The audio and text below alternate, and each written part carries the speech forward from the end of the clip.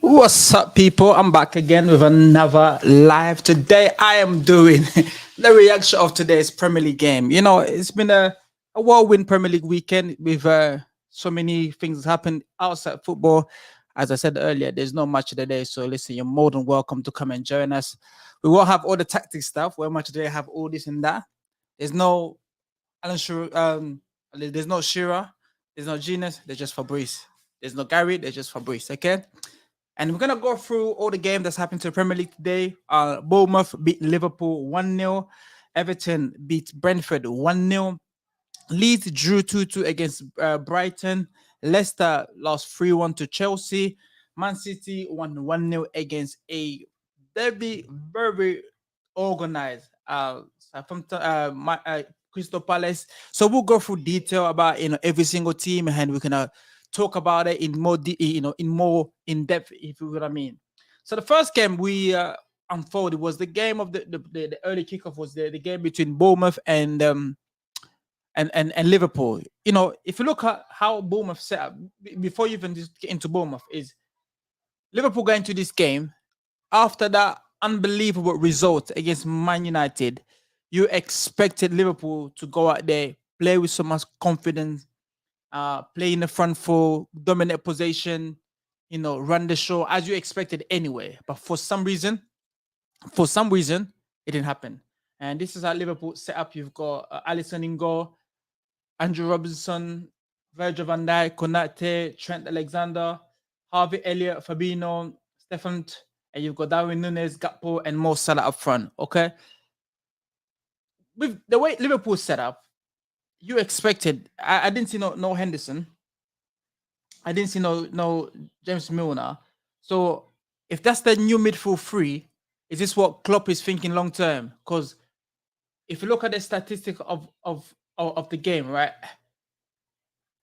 I'm like, Liverpool dominate possession as you expect, passed the ball, had everything that you could have asked for, but it just wasn't good enough. It was not good enough for Liverpool. Just as a whole, as a football club, there were so many aspects of that game where you feel like the Liverpool that played against Man United on Sunday, the tempo was there, the attitude, the mentality, the composure, everything was there.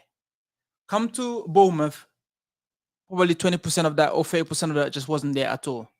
They didn't have that fluidity about them. And what really scares me is that, you have Trent, who everybody speaks so highly of. And it worries me that second half, they have to take Trent off the pitch and to bring a 37 years old or 34, 36 years old James Milner to come on as his position. That's for me. If I was Trent, I'd be like, I don't like that. As much as a good player is going forward and exciting to watch, but defensively, he's just not as sharp as you would like to be. Great result for Gary O'Neill. And this was coming. If you watch Bournemouth against Arsenal, they were well organized. Yes, they got beaten by Arsenal, last minute goal by Reece Nelson, but they gave everything they had. And I think like that game must have given them the belief that, you know what, if you're gonna play against the big boys, we know what it takes to get at them, And defensively, Liverpool, at one point there was a situation where I saw Dominic Solanke was going 1v1 with Virgil van Dijk. For some reason, Liverpool looked tired. Virgil didn't look like he was in the right position. He caught out plays.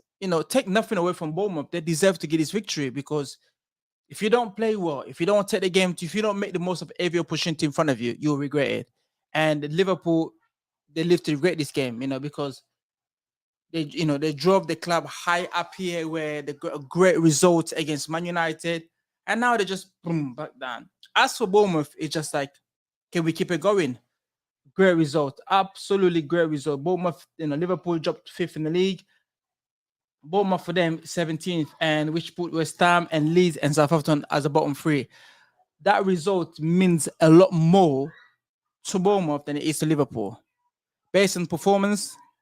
And Liverpool fans just feel like, Liverpool traveled to Madrid in the midweek, and if that's the performance that we saw from Liverpool today, I'm worried what to expect at Madrid, because Madrid, they have a better finisher, they have a better squad, more clinical, more stronger, more exciting to watch. So if Liverpool don't fix it, Jurgen Klopp has a massive job in hand. Don't fix it now. That game, I think Tuesday or Wednesday, that will be probably the cup final. Other than that, I don't see Liverpool doing anything else this season. It's just literally, there were yes, you had to ride your luck a little bit in the game, but you're expecting more from Liverpool. You're expecting more intensity. You're expecting more, being more clinical in the final third, and they just did not have it in the game, and you pay the price for it. Credit to Gary Neville and his backroom staff. Great result that needed after the last weekend game against Arsenal. Now you move on to the next one. And for Liverpool, it's just let's focus on what's next, which is Real Madrid. And the next game, I really watch. I am excited, and I see the progress that he's coming to the football club. It was Everton versus Brentford. Okay, the moment Everton hired Sean Dyche, you know exactly what you get from Everton. Sean Dyche doesn't beat around the bush. Sean Dyche knows his team inside out. Sean knows what to expect from his team. Okay, and this was his starting 11 for the game against Brentford. He went from Pickford, Seamus, Michael Keane, Tarkowski, Ben Guthrie, Alexa Iwobi, the Kuri, Idrissa Gray. You've got Unana, Dwight McNeil, and Murray Gray. Okay. If you look at that midfield five, right, you've got Alex Iwobi, Abdullah Dakore, Idrissa Gray, Adu Onana, and you've got Dwight McNeil. One thing you guarantee is that those guys will run their socks off, which they did.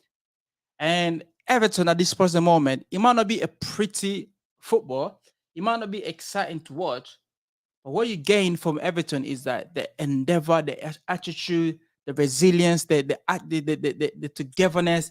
They will be very difficult when it comes to defending set pieces. They will attack set pieces. And Sean Dyche went in there, it just stable the sheep more better. It's almost like you're saying, okay, we know what we have to do. We know what we picked up from Frank, and we have to deliver a good performance, and which they have. And so far, away from home, might not be great, but at home, if Everton have any chance to survive or to stay up this league this season, their home form, it will be the key. Their home form will be the one that will determine where they stand this season. And playing at home against Brentford team, Everton come out as a winner 1-0. Yes, Brentford are going through their own problem at the same time, but to get a result against a team that's done well so far this season, Sean Dyche deserves a lot of credit. To play this against this Brentford side who very unpredictable to play against, very exciting, difficult to break down, well organized. It will be very difficult it will be very difficult for Everton to get any result. But for Everton to get a result at home, kudos to you. And it's almost like, okay, we've get the result. What's next now? What is next? I said Sean Dyche, the next game will be away to Chelsea, 18th of away to Chelsea, 18th of February, 18th of March. Again, that's another game where I expect Sean Dyche to take his team there, be very disciplined. Literally, 2 men or two back four with the midfield five, and just deny Chelsea space and try to catch them at counter attack, and also utilize the set pieces. And that's what I see Everton going to Chelsea do. There's no magic trick. There's no anything else. So we know to expect Everton fan exactly know where they stand at the moment. It's all about all they have to do is now, can we stay up in the league? That's what Everton after. We have to stay up in the league this year. And winning ugly, so be it. So be it. Leeds versus Brighton. Ooh, with Leeds, right? Leeds are 19th in the league. I'm worried about it because any thought of Gary Lineker's story. Well, today is match of the day, so this is match of the day right now, Max Power. This is match of the day, live direct not in the BBC but in my house. So if the BBC want to promote this video to put it on a match of the day, so be it. I don't have all this analysis stuff to have in the studio, but all I have is my brain and my mouth, and I'm trying to. I don't know what's happening over there. I think Well, it is what it is. It's most very controversial situation. Different people come out say different things regarding to different individual when it suits them. And Max, remember what my Letizia had an issue with the whatever with Sky. I didn't see no one backed up for him. I didn't see no one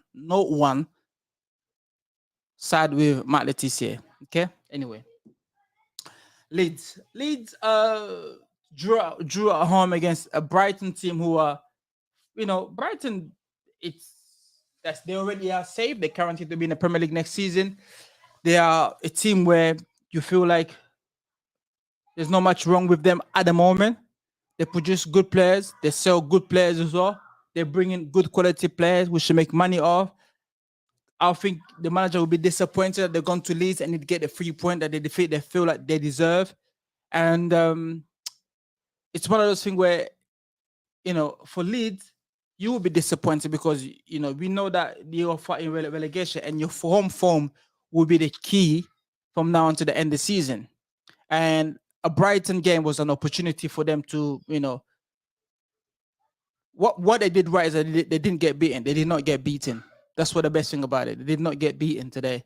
If they would have got beaten, it would have been a whole lot worse. But to get a draw out of it, still in and around, well, they're still in a relegation, but they've got 1 point behind Bournemouth, 1 point behind Leicester, 2 point behind Everton, 3 point behind Nottingham Forest. So there is hope there that Leeds, if they get it together, if they don't lose game that they don't need to lose game, win game that you expect to win, they have a chance to stay up. But then it's easy said than done. This is the Premier League. We all know what to expect in the Premier League. It was interesting to see how Leeds set themselves up. I guess against this Brighton team, right? Leeds for me, their issue is always they don't score enough goal. Okay, you got this is what they set up 4-2-3-1 with Miss letting go Luke, Robin, Maxillen, Junior. Two sitting home before that was Taylor Adam and Mark Rocco. You got Summerfield, Brendan, Jack Harrison, and Patrick Bamford. Who do you think will go down this season? Who do I think will go down this season? If you look at the whole league table, right? You've got Southampton, who I think they've got minus 21 goal difference. That is a heavy one. Minus 21 goal difference. That is very heavy. You've got Leeds United minus 11 goal difference. You've got West Ham minus 10 goal difference. You've got Bournemouth with minus 26. And you've got Nottingham Forest minus 26. However, Southampton, they've had 3 managers so far this season. That's a very difficult one. Leeds, 2 managers this season. Again, you talk about Richard, you talk about stability. West Ham have been faithful to David Moyes. They stay with him. They obviously believe that Moyes is the guy that will turn things around. Bournemouth, Gary O'Neill done extremely a good job. Absolutely fantastic job so far for Gary. It's a very difficult one, as I said. You've got Leicester, who I think Leicester, they can't afford to sack Brendan Rodgers. He has a huge payout, hence why I don't think they were able to sack him. And you've got Sean Dyer just gone into to Everton. Sean is turning it around. Everton look like Everton, more organized, difficult to be, hard to play against with. At home, they're very strong and determined, organized. That's what you want to see. And you've got Forest. Again, Forest, they bought so many bodies in the summer. They bought so many personality. Yes, slowly and surely things looking more exciting at Forest. If Steve can keep them at this season, again, that's a huge bonus for them. A huge bonus. So you're looking at Southampton, definitely. Bournemouth, I think. And Leeds United. I think West Ham good enough to stay up. But it's down to West Ham. And that's that tomorrow. Has Richarlison already felt as Rich? I mean, with Richarlison's situation, right? Richarlison, he's a character who wants to express himself. Richarlison is a character that if he doesn't play, he will let you know that he's not happy with it. And the situation with Spurs is that Spurs have not been playing really well. Yes, they won today, but at the same time, you expect Spurs to challenge an all front competition.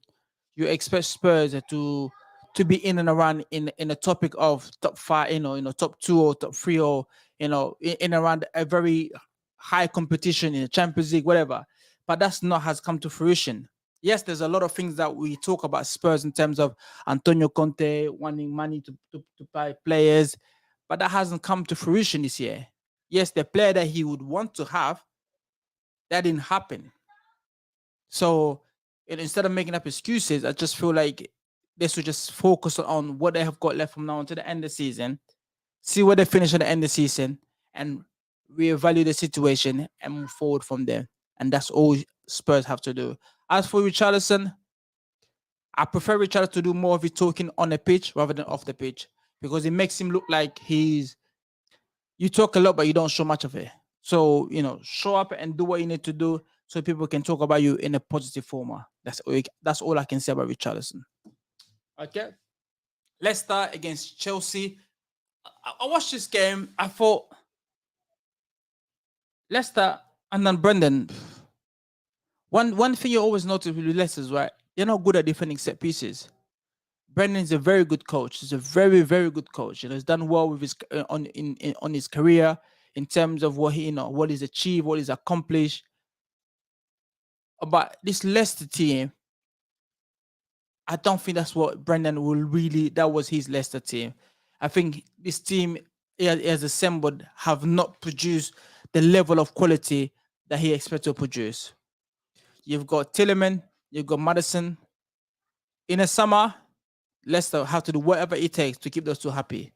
Other than that, I feel like Leicester just have to say, you know what, guys, we can't keep you. Here you go. There's an offer in the table for you, and if you like it, you can go. If not, then we can reassess the situation.